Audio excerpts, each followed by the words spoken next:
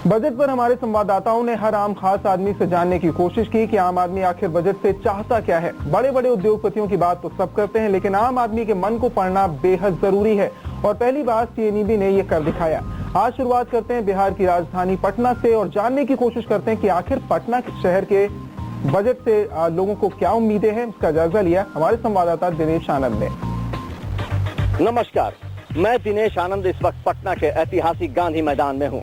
जी हाँ, यह वही गांधी मैदान है जहां से लोक नायक जयप्रकाश नारायण हो या लालू यादव, नीतीश कुमार हो या फिर रामविलास पासवान, प्रदेश के लगभग सभी छोटे बड़े नेताओं ने कभी न कभी रैली या रैला के माध्यम से सूबे की लाखों करोड़ों जनता तक अपनी बातें पहुंचाई हैं।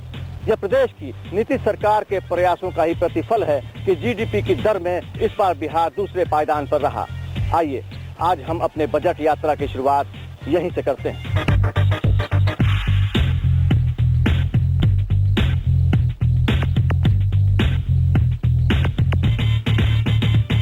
बढ़ती महंगाई से पूरा देश एक ओर जहां परेशान है, वहीं दूसरी ओर प्रणदा की जो बजट आने वाला है उसको लेकर के जो आम व्यवसायी हैं उनके बीच में एक जिज्ञासा है कि आखिर ये जो बजट होगा वो किस तरीके का होगा, क्योंकि अब जो बजट वाला है उससे आम लोगों को काफी उम्मीदें हैं। इस वक्त हम पटना के मॉरियल कॉम्प्लेक्स की एक लिट्टी और चोखे की दुकान में खड़े हैं। जैसा कि आप देख सकते हैं ये दुकानदार है यहाँ पे और लिट्टी और चोखा यहाँ पे तैयार हो रहा है। हम इनसे जानने की कोशिश करते हैं कि आखिर जो प्रणदा का बजट आने वाला है उससे इन्हें क्या उम्मीदें हैं।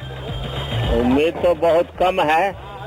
वजह है कि इतना ऊंचा महंगाई शिखर पे है जो कि हम लोग के सामान में फर्क पड़ रहा है, सामान भी के लिए सोचना पड़ रहा है। बेनिफिट जो है बहुत कम हो गया है।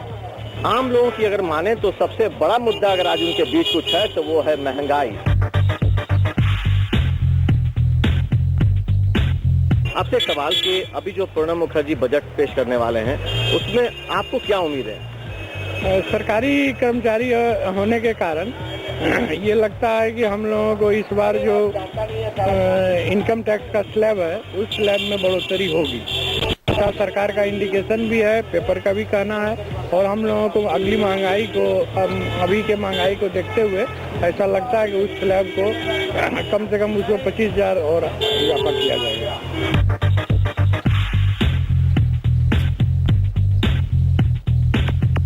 अभी तो काफी महंगाई रहा है, अब बजट आने वाला है उसमें भी कहना मुश्किल है कैसा होगा, मगर हम लोग तो परमात्मा के साथ पॉलिटिशियन से भी सभी लोग से यही उम्मीद रखते हैं कि कम से कम रेट रखा जाए, कम से कम जीविका जीने के लिए, चाहे वो नौकरी पेशे वाले हों, चाहे प्राइवेट हों या जिस तरह अक्सर जनमानस हर लोगों के लिए ये बहुत ज़रूरी है कि सामान सस्ता हो। लालू जी ने जो महंगाई के बारे में दिया वो बहुत सही चीज़ है कि महंगाई जो है तो रुकनी चाहिए। आज जो चीनी का दाम और अन्य सामान जो है तो इतना दाम बढ़ा हुआ है जिससे जो है जनता का जो है बहुत ज़्यादा जो है तो परेशानी में पड़ गई है।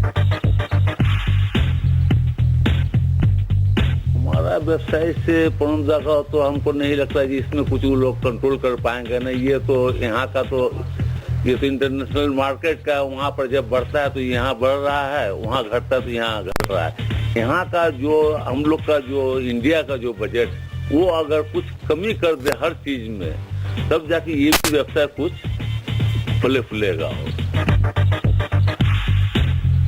चावल, दाल, गेहूँ जो खाने पीने रहता है उसमें तो कम होना चाहिए, नहीं होगा तो क्या खाएगा गरीब। पूरे पटना शहर में घूम घूम कर हम लगातार लोगों से यह जानने की कोशिश कर रहे हैं कि आखिर जो बजट प्रणब मुखर्जी लेकर आने वाले हैं उससे वे क्या चाहते हैं। इस शहर के छोटे व मध्यम वर्गीय व्यवसायियों का तो मानना है कि खाने पीने की चीजों की कीमतों में कमी आनी चाहिए, लेकिन इस शहर के बड़े व्यवसायी और उद्योगपति इस बजट से क्या चाहते हैं, आइए हम जानने की कोशिश करते हैं।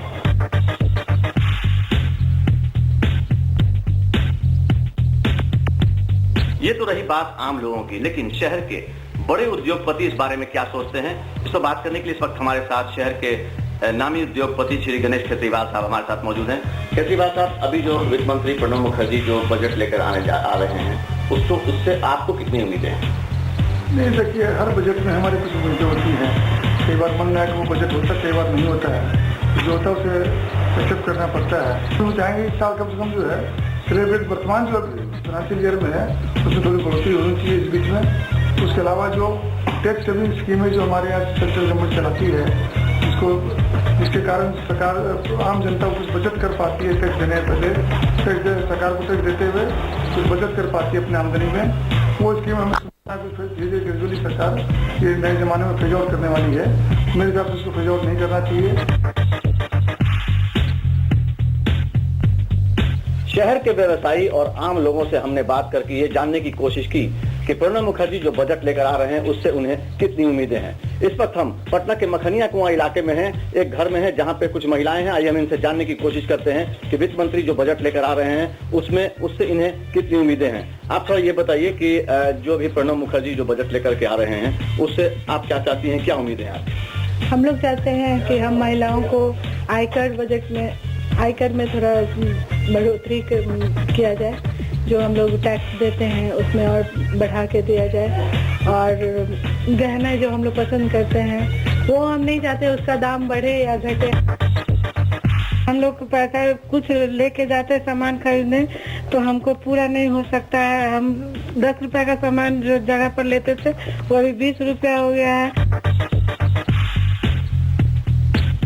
हम लोगों को तो ये एहसास होता है कि जो 2 करोड़ रुपया एक राज्यसभा मेंबर को आप देते हैं वो बहुत इनसफिशिएंट है। उसको तो 5 गुना कर देना चाहिए कि वो ज्यादा से ज्यादा काम स्टेट भर में करा सके।